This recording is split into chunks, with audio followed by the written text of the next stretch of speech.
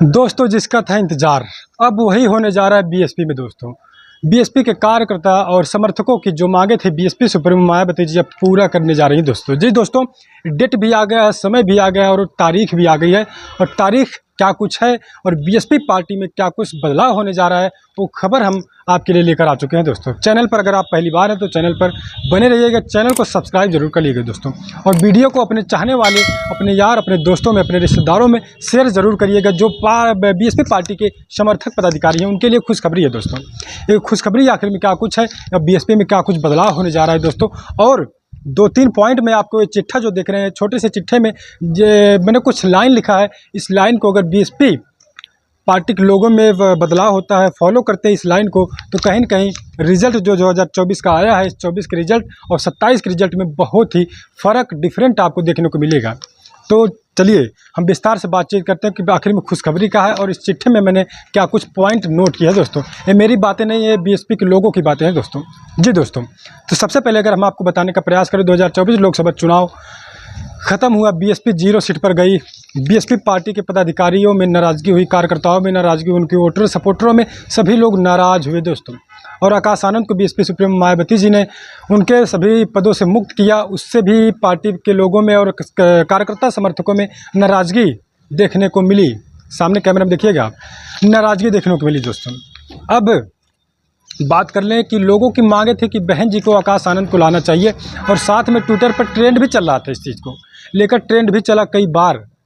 और साथ में आकाश आनंद के साथ में बड़ी मांग चल रही युवा चेहरा की कि जयप्रकाश सिंह जो बीएसपी के नेशनल कोऑर्डिनेटर, एक्स कोऑर्डिनेटर है, उनको भी बीएसपी सुप्रीमो को पार्टी में लेना चाहिए अगर पार्टी को मजबूत करना है। और पार्टी की मजबूती के लिए यही नोट मैं आपके लिए लेकर आया हूं। आखिर में पार्टी मजबूत कैसे होगी दोस्तों। मैं अगर बात करूं कि बीएसपी पार्टी में हमेशा से जो पुराने तौर तरीके थे बीएसपी में, उसी तरीके से हमेशा से चुनाव प्रचार किए गए दोस्तों।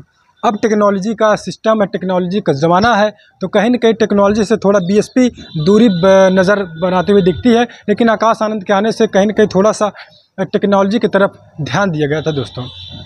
लेकिन आकाश आनंद के जाने के बाद उनके पद बहन जी ने वापस ले लिया, तो आकाश आनंद के जाने के बाद कार्यकर्ताओं में, युवाओं में नाराज़गी देखने को मिली।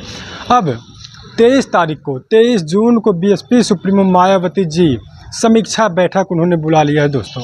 अब इस समीक्षा बैठक में बीएसपी सुप्रीमो मायावती बड़ा उलटफेर करने जा रही हैं।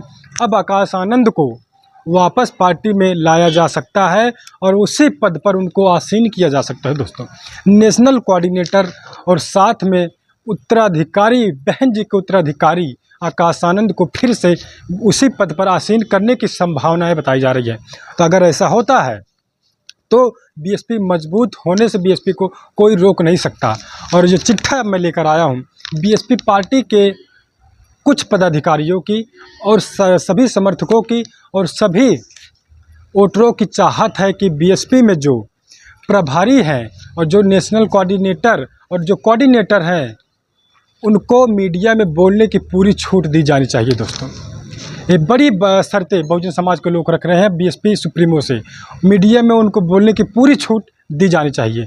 और दूसरी बात, वहीं दूसरी शर्तें आ रही हैं, बीएसपी के किसी अच्छे नेता, वरिष्ठ नेता को बीएसपी का प्रवक्ता बनाया जाना चाहिए और उनको TV media, electronic media, social media सभी प्लेटफॉर्म पर उनको भेजा जाए, पार्टी की गतिविधियों को बताएं और पार्टी ने जो काम करके 4 बार की सत्ता में पार्टी ने जो काम किया उस काम को बताएं। प्रवक्ता की भी ज़रूरत है बीएसपी पार्टी में। और साथ में एक मांगे और तेज़ी के साथ उठ रही हैं, आईटी सेल बीएसपी में ज़रूरी है दोस्तों। क्योंकि 2024 लोकसभा चुनाव आपने देखा इतनी बुरी तरीके से बीएसपी की हार हुई है। हालांकि वोट परसेंटेज अभी भी बीएसपी के पास है, कैडर वोट बचा है बीएसपी के पास, लेकिन आईटी सेल ना होने के कारण बीएसपी के खिलाफ जो नैरेटिव फैलाया गया समाजवादी पार्टी के द्वारा कि बीएसपी बीजेपी की बी टीम है, इसको वोट मत दीजिएगा, इससे कहीं न कहीं बीएसपी को नुकसान पहुंचा है। और वो नुकसान 0 सीट के माध्यम से आपको देखने को मिल रहा है दोस्तों। तो आईटी सेल बीएसपी में होना ज़रूरी है और प्रवक्ता बीएसपी में आना ज़रूरी है और प्रभारी कोऑर्डिनेटर्स को बोलने की मीडिया में पूरा परमिशन बीएसपी सुप्रीमो मायावती अब दे दें।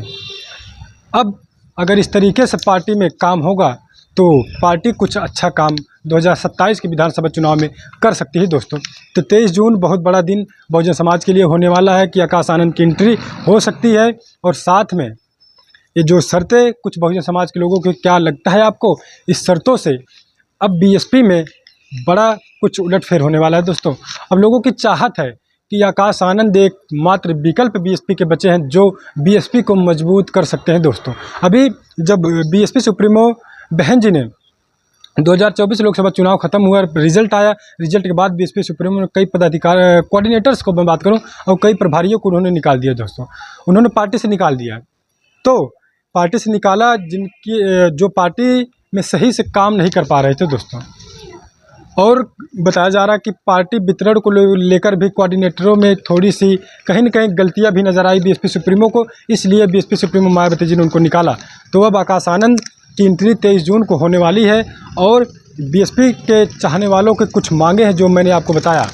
तो आप क्या कुछ सोचते हैं कि आकाश आनंद 23 जून को अगर बीएसपी सुप्रीमो मायावती जी उनके पद पर उनको फिर से आसीन करती हैं तो क्या कुछ पार्टी में मजबूती मिल पाएगी?